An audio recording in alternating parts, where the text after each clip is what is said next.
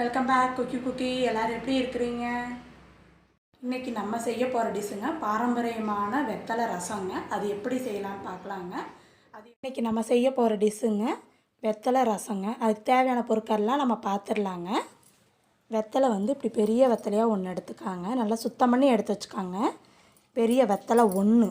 நான் நிறையா வெத்தலை இங்கே உங்களுக்கு காட்டுறதுக்காக நான் எடுத்து வச்சுருக்கிறேன். ஆனால் 4 பேர் இருந்தாலும் ஒரே வெத்தலை தான் போடணும், 2 பேர் இருந்தாலும் ஒரே வெத்தலை தான் போடணும். அதிகமாக போட வேண்டாங்க.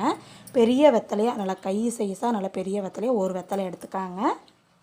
அரைக்கிறதுக்கு தேவையானது பார்த்துடலாங்க.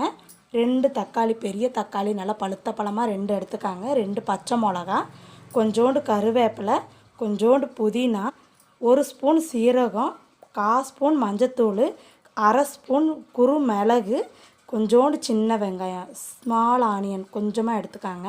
ரொம்ப எடுக்க வேண்டியது இல்லைங்க. தாளிக்கிறதுக்கு கருவேப்பிலை கொஞ்சம், பூண்டு, வரமிளகா 1, கொஞ்சோண்டு கொத்தமல்லி தலைங்க. புளி கொஞ்சம் நேரம் ஊற வச்சு கரைச்சி வச்சுருக்கேங்க. நெல்லிக்காய் சைஸில் புளியை கொஞ்சம் ஊற வச்சு எடுத்துக்காங்க. இப்போ எப்படி அரைச்சிடலான்னு பார்த்துடலாங்க. தக்காளி பழத்தை ஃபஸ்ட்டு போட்டுக்காங்க. நல்லா அரிஞ்சு இப்படி போட்டுக்காங்க. மிளகு, வெங்காயம், சீரகம், மஞ்சத்தூள் எல்லாத்தையும் ஒன்றா போடுங்க. பச்சை மிளகாயும் போட்டுருங்க. கருவேப்பிலையும் கொத்தமல்லி தலையும் ஒன்றாவே போடுங்க. எல்லாத்தையும் ஒன்றா தான் அரைக்கணுங்க, தனித்தனியாக அரைக்கக்கூடாது. கடைசியில் இந்த வெத்தலையை போடுங்க. உங்களுக்கு வேணும்னா இந்த காம்பு போடுறதா இருந்தால் போடுங்க. உங்களுக்கு விருப்பம் இல்லைன்னா இது வேண்டாங்க. முழுசாக வெத்தலை மட்டும் போட்டாலும் போதுங்க. நான் இந்த காம்போடு நான் சேர்த்துறேங்க. சின்னதாக இப்படி நல்லா கீறி நல்லா எவ்வளோ சிறுசாக கிள்ள முடியுமோ அவ்வளோ சிறுசாக கிள்ளி மிக்ஸி ஜாருக்குள்ளே போட்டுருங்க. இதை நம்ம அரைச்சிட்டு வந்துடலாங்க. மிக்ஸி ஜாரில் அரைக்கிறப்போ எக்காரணத்துக்கு கொண்டு தண்ணி கொஞ்சம் அளவுக்கு ஊற்றாதீங்க. தக்காளிலே தண்ணி இருக்கும், அதிலே நம்ம அரைச்சி எடுத்துடலாங்க. இந்த மாதிரி நைஸாக அரைச்சி எடுத்துக்காங்க. குறைன்னு அரைச்சிடாதீங்க. நல்லா நைஸாக நான் அரைச்சி எடுத்துருங்க. புளி கரைச்சல் கூட இந்த அரைச்சி வச்ச மசாலாவை இதில் சேர்த்திடுங்க. உங்களுக்கு எவ்வளோ தண்ணி வேணுமோ அந்த தண்ணி ஏற்ற மாதிரி நீங்கள் ஒரு கிண்ணத்தில் இந்த மாதிரி ரெடி பண்ணி எடுத்து வச்சுக்காங்க. தேவையான அளவு தண்ணி ஊற்றி இது பண்ணிக்காங்க. ரசத்துக்கு தாளிச்சிடலாங்க. எண்ணெய் ஊற்றிருக்குறேங்க. கடுகு கொஞ்சோண்டு போட்டுக்காங்க. அடுப்பை சிம்மில் வச்சுக்காங்க.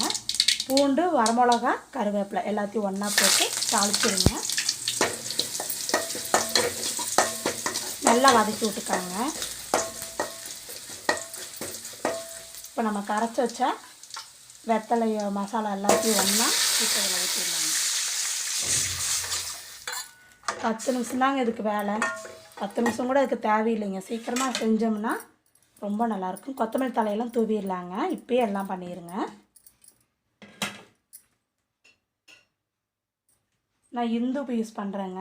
தேவையான அளவு உப்பு போட்டுக்காங்க. ரொம்ப யூஸ் பண்ணாதீங்க, பார்த்து யூஸ் பண்ணிக்காங்க. ரசம் கொதிக்கக்கூடாதுங்க. வெத்தலை நம்ம போடுறதுனால கொதித்தோம்னா அதோட சத்தெல்லாம் நம்மக்கிட்டேருந்து போயிருங்க. தண்ணியிலேருந்தெல்லாம் கரைஞ்சிருங்க.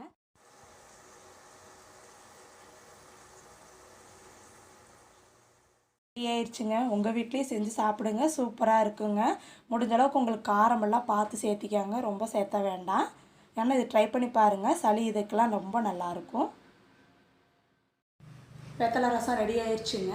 அது உண்மையாலுமே நல்லா சாப்பிட்டிங்கன்னா இந்த தொண்டைக்குள்ளே இருக்க கிருமி நாசினி இது எல்லாமே போயிடும். சளி பிரச்சனை தீர்ந்துருங்க. ஏதாவது தைராய்டு கொஞ்சம் ப்ராப்ளம்லாம் இருந்துச்சுன்னா சாப்பிட்டிங்கன்னா முடிஞ்ச அளவுக்கு மாத்திரையெல்லாம் போடுறத விட இந்த மாதிரி பாரம்பரியமான ஒரு ரசம், வெத்தலை, மிளகு நம்ம இதெல்லாம் சேர்த்து அரைச்சி வச்சுருக்கிறதுனால இந்த தொண்டைக்குள்ளே இருக்கிற எந்த ஒரு பிரச்சனையாக இருந்தாலும் அது பியூராக ரெடி ஆகிடுங்க. நீங்களும் உங்கள் வீட்டில் ட்ரை பண்ணி பாருங்கள். ரொம்ப டேஸ்ட்டாகவும் இருக்கும். கொஞ்சம் காரசாரமாக இருந்தாலும் டேஸ்ட்டாக இருக்கும், நல்லாயிருக்கும். ட்ரை பண்ணி பாருங்கள்.